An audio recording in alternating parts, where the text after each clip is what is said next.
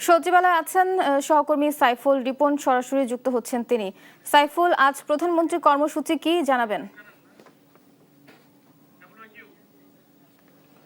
প্রধানমন্ত্রী তারেক রহমান মন্ত্রী পরিষদ বিভাগের যে প্রধানমন্ত্রীর কার্যালয়, সেই কার্যালয়ে কিন্তু আজকে প্রবেশ করেছেন সকাল 9টা 25 এবং এসেই প্রথমে তিনি শিক্ষামন্ত্রী এহসানুল হক মিলন এবং জ্বালানি মন্ত্রী প্রতিমন্ত্রী দুজনই রয়েছেন, ইকবাল হাসান মাহমুদ টুকু এবং অনিন্দ্য ইসলাম অমিত, তাদের সাথে বৈঠক করছেন। এবং আমরা গত কয়েকদিন ধরেই দেখছি জ্বালানির সরবরাহ নিয়ে এবং এই সংকট মোকাবেলায় কিন্তু মন্ত্রণালয় সহ প্রধানমন্ত্রীর তদারকিতে নানা ধরনের উদ্যোগ নেওয়া হচ্ছে। এবং সর্বশেষ আমরা গতকাল জানতে পেরেছিলাম যে জ্বালানি তেলের রেশনিং ছাড়াও কিন্তু বেশ কয়েকটি সিদ্ধান্ত নেওয়া হচ্ছে এই সংকট মোকাবেলার জন্য, এবং দামের সমন্বয়ের বিষয়টিও রয়েছে। এবং সামগ্রিক বিষয়গুলো নিয়ে কিন্তু আজকে প্রধানমন্ত্রী তারেক রহমানের সাথে বৈঠকে বসেছেন বিদ্যুৎ ও জ্বালানি মন্ত্রী ইকবাল হাসান মাহমুদ টুকু এবং প্রতিমন্ত্রী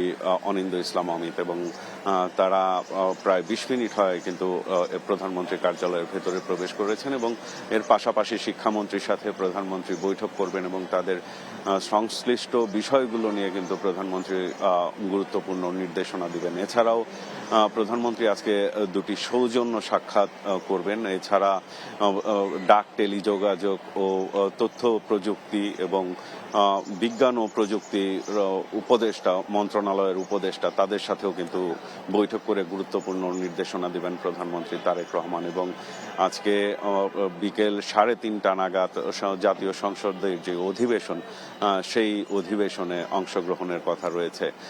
তো এখন পর্যন্ত কিন্তু